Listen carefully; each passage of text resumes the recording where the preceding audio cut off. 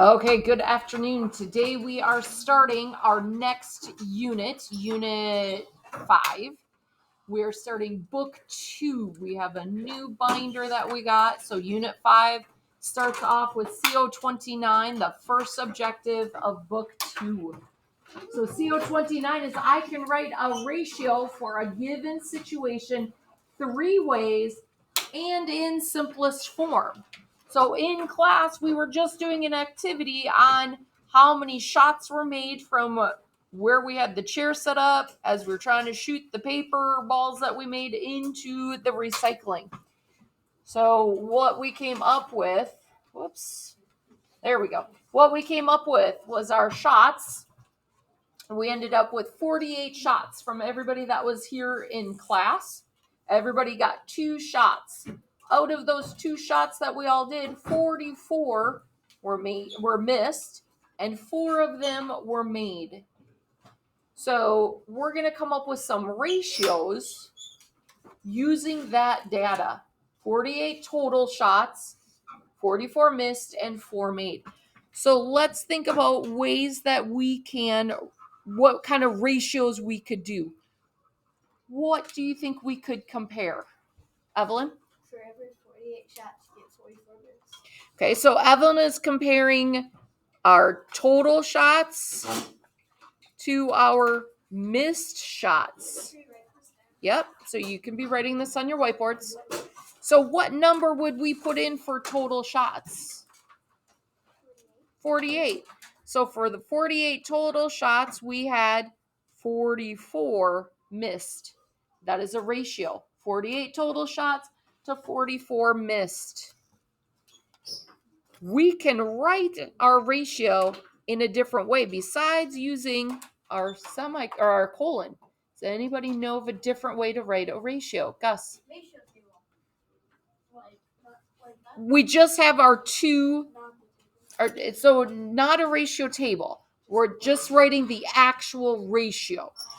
So you're like way steps beyond what we're talking about right now. Tatum. You can do like 48 to 44. We could use our words, 48 to 44. And remember what I said when I read our objective. There are 3 ways to write ratios. Any guess what the third way looks like, Emmeline? I don't know if this is right. Yeah. 48 out of 48 to 44. So write it as that fraction. I think 44. Yeah. Oh. Why do you think I have the 48 on top? You said it first. Because I said it first. You are absolutely correct. The first number. Okay? 48 to 44. 48 to 44. 48 to 44. Placement very much matters. Okay? When we're thinking about our ratios, what we say first is always the first number. So we've got 48 was first, so 48 is going to go on top. Okay? It has to flow the same way so we are comparing the right things. So now let's look at what's another ratio we could do with what information we have. Tatum. Shots to the made. Okay, we could do shots to made. So if you're on your whiteboard, you could erase what you have so you have more room to write. I'm just moving it down. So shots, we had 48 shots to 4 made. So we could say 48 to 4, 48 to 4.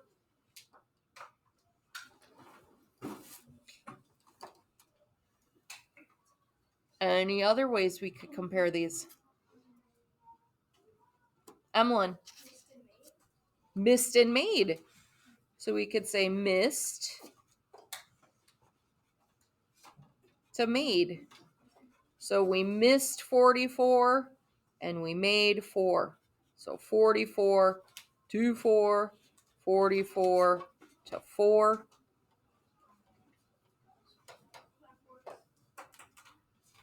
What was that? A lot of 4s. You are correct. So Mr. Schultz has a little note in his book here that it is very common to have ratio problems on the map test. So we really need to make sure that we are comfortable with the ratios, with the 3 different ways to write our ratios. And when I'm looking at this, my first thought goes to, when I see fractions, it's not a fraction, it's a ratio, but it looks like a fraction with that fraction bar. What do you think I need to do to my ratios that I would do to fractions? Emmeline? I'm sorry, say it louder. Not decimal. That was a good thought, but it's not going to be a decimal because we want the 2 separate because it's a ratio. So we have the 2 separate numbers. We don't want to make one number out of it. What do you think, Gus? Simplify, simplify, simplify. Okay, how could I simplify 44 to 4? James? You can simplify it by 2. I could divide a 2 out. That would give me 22 to 2. Is that as simple as I can go, James? Evan? I could have divided by 4 right from the start, or I could simplify it again by 2. So 44 to 4 is proportionate with 11 to 1. And we can do that no matter which way we write our ratio. We can simplify it this way, we can simplify it this way, we can simplify it this way. We have to be comfortable with writing ratios 3 different ways. Be comfortable with our ratios going, being simplified. Okay. We're not going to convert to like decimals or percentages. We're done with that. We're not converting. Okay, but we are going to be simplifying like we would with a fraction. Whatever on a fraction, whatever you do to the numerator, you do to the denominator. With our ratios, whatever you do to one side, you do to the other side. So it's one side of the colon, other side of the colon, one side of the word 2 to the other side of the word 2, one side of the line to the other side of the line. So we need to be able to work through it that way. So let's look at our work for today. Oh my goodness, I have too many windows open. Let's look at yep, you can erase it. Let's look at what our objective is saying for today. So we're working with those ratios. So we need to know what a ratio actually is. So the definition of the ratio is that it compares a part to a part. So we had the different parts of our data. We had the total shots, we had the missed shots, we had the made shots. Each one is a part of our data, and we were comparing them to each other. So ratios compare part to a part. So let's say we had a bag that contained 6 yellow marbles, 8 blue marbles, 3 red marbles, and 12 green marbles. We need to compare the blue marbles to the yellow. Remember when I said our number placement very much matters. People said, oh, you should do 44 over the 48 because 44 is smaller. I said, no, it matters which one we say first. So if we say blue to yellow, what's our first number we're going to have to put? Priya? 8 because that's the blue. So 8 is going to be our first number. So 8 to what? 6. Our yellow is 6. So 8 to 6. Now we need to simplify it. How would I simplify that, Evan? You could divide by 2. Divide by 2. So I have 4 to 3. Now I need to say, okay, I have to write this 3 ways, all 3 ways of doing my ratios. So I have 4 to 3, I have 4 colon 3, and then I have 4 over 3. Can you write that in different orders? You could write that you could write the 4 colon 3 and then the 4 over 3 and then the 4 2 3, as long as you write all 3 and you have the numbers in the correct order. So if it says blue to yellow, blue has to be the first number, then the yellow. Tatum. We have to put it simplified in 3 ways. So first thing you do is you always look at your ratio and see, can I simplify it? Then we put the simplified into the 3 ways, because that's important. We always have to simplify first, then we can write it in other ways. So what do you think red to green would look like? Evelyn. 3 to 12. Now I need to do my next step. What is my next step, Aiden? Simplify. So it would be what? 1 to 4. 1 to 4, because I can divide that 3 out of both sides. Now I need to write it 3 ways. That 1 is always first because 1 stands for the green. The 4 is always second because the 1 stands for the red. The 4 stands for the green. So the red was first when we read the words. So the red number has to be first. That 1 has to be first. Blue to green, James J. 8 and then 8 to 12. So one thing to think about, why do you think I'm doing this format for my ratio? I'm writing 8 to 12 because those are the way it's shown with the words. Okay, so that's why I'm starting with it that way, because I'm taking it right from the problem. Blue to green, so I'm just putting in the numbers for the words. How can I simplify that? Evan. Divide by 2. 4. Oh, you want Yeah, I could divide by 2, but then I would see if I divided by 2, I would see that I can go even simpler. So my greatest common factor to divide out would be the 4. And then I have to write it my 3 ways.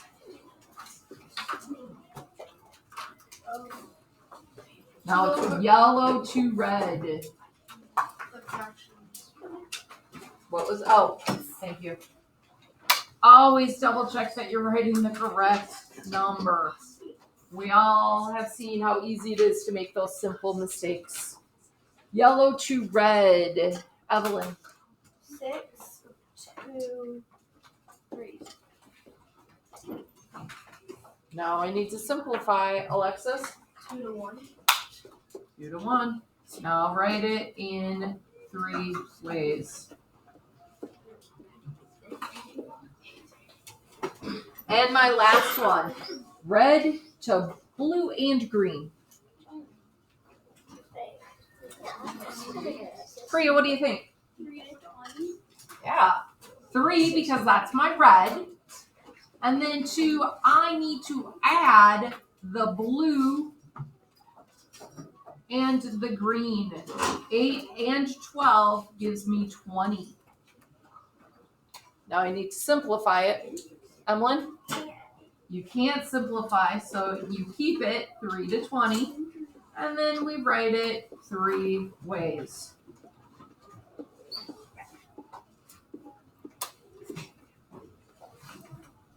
So it's really important that we pay attention to the order that they're asking for it. We pay attention, are we combining some of them? And there's different ways to work with the data that we're given. So how is a ratio different from a fraction? We're looking at this way of writing our ratios. Sure looks like a fraction, but I said it's not actually a fraction. We can't convert it to a decimal because it's different. How is it different? Gus. Ratios comparing the numbers while the fractions dividing them. It's a good guess. But they both actually compare. So if I write out ratio, I'm going to write my definition of the ratio. Compares a part to a part. My fraction also compares. What does my fraction compare? Think about fractions. What is it comparing, Mario? So say you get a test back and it's 5 out of 20. You're comparing to how many questions you got right and how many total. Oh, so we're comparing the part, that numerator. Mario said if you got 5 right out of 20 on a test, you got your part, which is the 5, out of the total amount, out of your whole. So we're compares a part to a whole. So that fraction is different than the ratio. Ratios are part to a part. You might have your part be the total amount of shots made, but that's just a part of your data, right? We had all that data from the shots made, how many were missed, how many were taken total, right? So that's all part of the data. When we talk about our test, if you got 5 right out of 20, which, ooh, how sad, nobody wants to get 5 right out of 20 on a test. Hopefully we don't see that. But that would be the part, how many you got right, out of the total whole number of questions. So that is the difference between a ratio and a fraction. So somebody had suggested turning that ratio into a decimal. We can't do that because it's not out of the whole. Okay, that's why we're done converting to percentages and to decimals, because it's not out of the whole. Emily. Let's look at the work that we're doing first. Okay. I am going to erase and scroll up. So it says answer the questions and put your ratios in simplest form. So let's look at this. You are baking a cake and the recipe calls for 32 cups of flour. Holy Hannah, that is a lot of flour. And 42 cups of sugar. That is a really big cake. My goodness, usually I do like 4 cups of flour. We're doing 32 cups. That's a huge cake. What is the ratio of flour to sugar? So it says flour first. So I need to do flour first. So I would do 32 to sugar. My sugar is 42. So am I done? Did I answer if it's 32 to 42? No. That's not the answer. Simplify, simplify, simplify. What can I divide out of 32 that I can also divide out of 42? Audrey, a 2. 32 divided by 2 is 16. 42 divided by 2 is 21. Can I go any simpler? No, that is as simple as we go. So that is my answer. You can write the ratio whichever way you want. Just be careful, because when you write it with that bar, keep in mind it's not actually a fraction. Evelyn. Is it finding it between the two, like, subtracting each other? I didn't understand your question. Ask it one more time. It said, You figured it out? Okay. Sometimes just putting it into words help us understand it ourselves. So let's look at our next one. A pet store has 18 dogs and 48 cats. What is the ratio of dogs to cats? Audrey. 18 to 24. But you have to. Hold on. 18 to 48. You said 18. 48. Yes, 18 to 48. And then you said we have to simplify. And you started simplifying before we finished writing it. So you have to be careful. Write it with the correct numbers first, those given numbers, and then simplify those numbers. What can we divide out of 18 that we can also divide out of 48? Priya. Was it like 6? Yeah. We could divide a 6 out. So 18 divided by 6 is 3. 48 divided by 6 is 8. Can we go any smaller? No. Priya found the greatest common factor, so we only have to simplify it once. Remember, if we were to have divided out, we could have looked at this and said, oh, it ends in an even number. I can divide that 2 out. And I could have had 9 to 24. I can go even smaller. I can divide a 3 out of both. So you want to make sure that you are going as simple as you can go. It doesn't say that we have to write it all 3 ways, so you just have to write it one way. Okay. Does that answer your question, Tatum? Yeah, I was going to say that. Yeah. So it says put your ratios in simplest form, but it doesn't say to write it in multiple ways. We just need to know what those multiple ways look like. Let's look at our second page. Wait, can you do the one under it? The one under it? Yeah. In a football stadium of 60,000 fans, so there are 60,000 fans total, 40,000 are Vikings fans and 20,000 are Packers fans. What is the ratio of Vikings fans to Packers fans? So did they give us extra information? Yeah. Yeah. What was the extra information they gave us, James? In the football stadium of 60,000 fans. 60,000 fans. We don't need that. So they gave us an extra number that we're not actually using. Always look at what your question is. Vikings fans to Packers fans. 40,000 Viking fans, 20,000 Packers fans. Vikings comes first, so I'm going to put Vikings first. And then Packers fans. Wait, can you use a calculator for simplifying stuff like this? I'm going to challenge you to just try to do it. This one's easy to simplify. This one, we can divide 20,000 out. Yeah.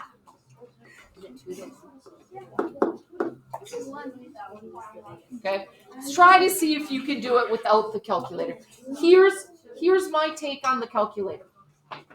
God bless my own children. They love it when I use them as examples in my class. Mateo, he's now in college, but when he was in middle school, he's like, oh, Mr. Schultz says we get to use our calculator. I'm going to use my calculator. I'm going to use my calculator. He had Mr. Schultz, yes. All 3 of my kids had Mr. Schultz. I'm going to use calculator. I'm going to use calculator. I'm going to use the calculator. Guess what he lost? His multiplication facts.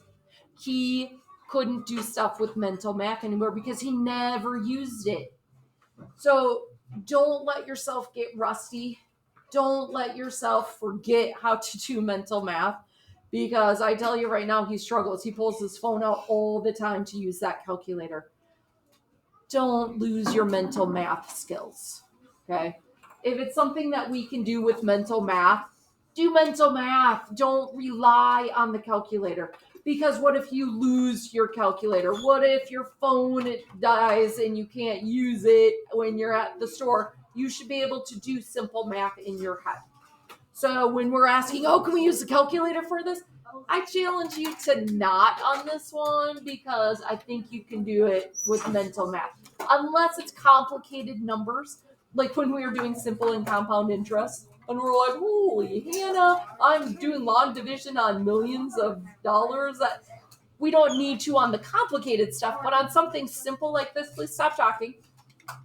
When we're doing simple math like this, I challenge you to do mental math on it, okay? Don't lose your math facts. You have to use them.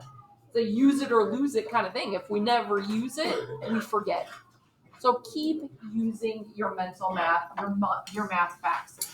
Let's look on our second page now. Same thing. So we're saying, oh my goodness, you're giving us 2 pages of homework, Mrs. Gambino. What are you doing to us? It's not that challenging. The challenge is to actually look at what it's asking for. So at halftime of your basketball game, the ratio of your score to your opponent's score is 7-4. And the sum of your scores is 33. What is the score of the game? So they simplified the scores. So that 7-4 is simplified. So if we have 7-4 and we want the total sum to be 33, what's the sum of 7-4? What is our sum? 11. So right here, it equals 11, and we want it to equal 33. Good afternoon, students. These are your Tuesday afternoon announcements. A reminder that intermediate choir is meeting today after school until 2:30. Advanced choir is meeting today from 2:30 to 3 o'clock. Full faculty and staff meeting will be in the library today. Please bring your computer and a notebook. Your computer and a notebook, teachers. Games tonight, we have B Squad playing Legacy White at home at 5 o'clock. We have JV playing against Legacy White at home at 6. Varsity Blue playing against Maranatha at home at 7:15. What a busy night in the gym. Good luck, Royals. 2 people need from the office to pick something up, Darren St. Myrie and Julia Jones. And we want to give a shout out to Jeffrey Regan, who is a true Royal friend and using his heart of giving and not receiving and sitting by a friend who could use some cheering up in the lunchroom today. Bravo, Jeffrey. I also want to give a shout out to Miss Kenley in 5th grade. Kenley gave us the gift of Spirit Wear Day last Thursday. Thank you, Miss Kenley, for that. All right, Royals, we hope you have a great day. A reminder, we don't have math tomorrow, but it's still a uniform day, and we will be celebrating math on Thursday, so no out of uniform passes on Thursday. Please plan ahead. And 7th and 7th graders tomorrow are going on a field trip. Okay, we hope you have a great night, Royals, and love truly. So if we simplify to 7-4, that means we need to multiply up, and adding those two sides together should equal that 33.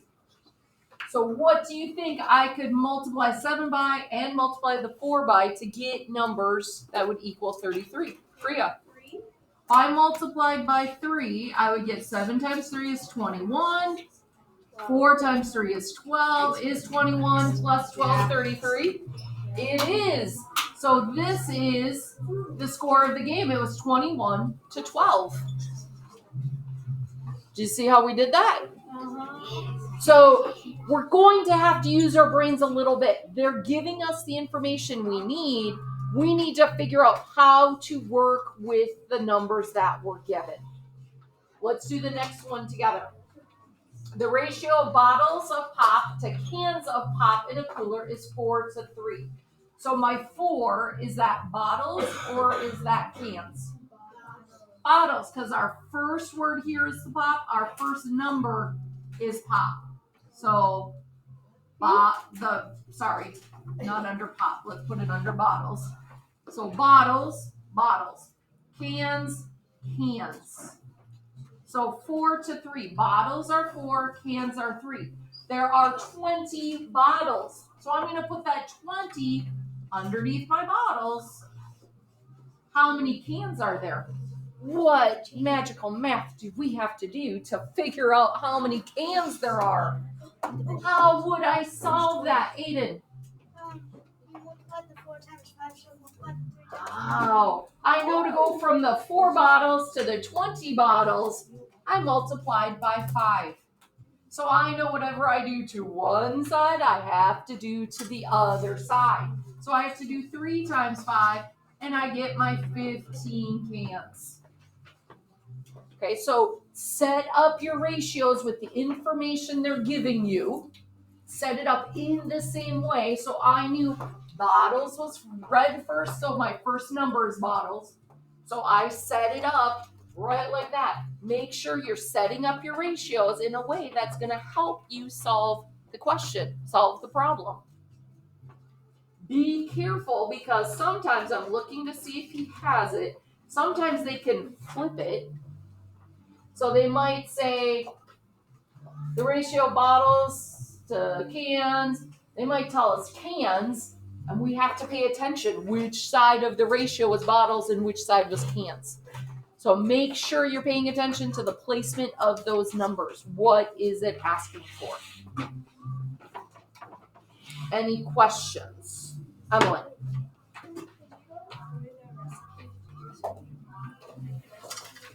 Is that on the second page or the first page? So a recipe for your soon-to-be world-famous mushroom muffins. Oh boy, mushroom muffins. Sounds interesting. It calls for 2 cups of mushrooms and half a cup of corn. Oh my. So, in simplest form, what is the ratio of mushrooms to corn? And how many cups of corn are needed to increase the recipe by a factor of 6?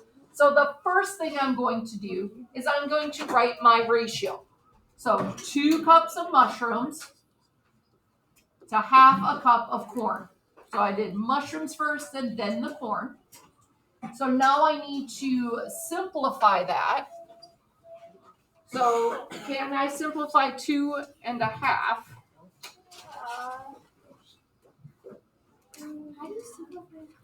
I think you can, but Then I what don't would you know get? how. I don't know what you would get. So, if I want to make that fraction into a 1, that's how we simplify our fractions. How did I go from a half to 1? Divide by half? I didn't divide by a half because a half, One is bigger than a half. actually I did divide by a half, sorry. A half divided by a half. So it would be 1/2 times 2 over 1 because we do the reciprocal. So I divided by a half. What is 2 divided by a half? Oh, think about it. What did we do when we divided a half by a half? I had to multiply. 4. So 2 Yes, 4. times 2 over 1. So that becomes a 4. So if we think it through logically, if there's half a cup of corn, it becomes 2, and there's 2 cups of mushrooms. So if there's 1 cup of corn, we would need 4 cups of mushrooms.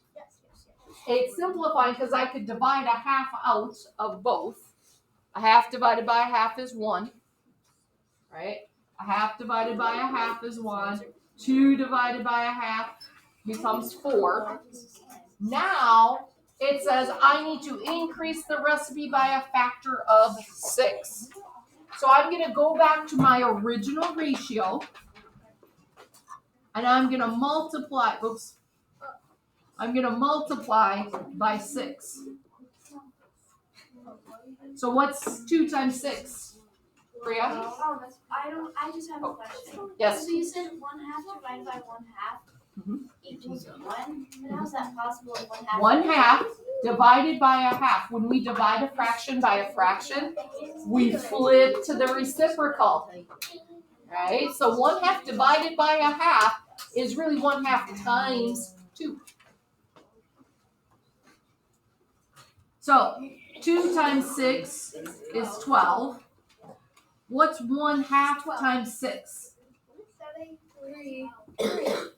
So 1/2 times 6 becomes 6 halves, which is 3. Working with fractions. Woo! It's been a while since we've worked with fractions. So one answer, because there are 2 questions. What is the ratio of muffins to corn in simplest form? That's this. Then it says how many cups are needed. Oh, how many cups of corn are needed to increase the recipe by a factor of 6? So cups of corn, is that 12 or 3? Corn is our second number.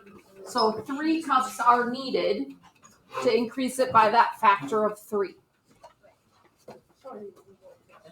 So we first looked at it and went, oh, ratio, super easy. Got it. Does it get more complicated? Yeah. So let's do some work time on it. To my friends at home, we hope you are well, and we hope to see you soon. Have a wonderful day.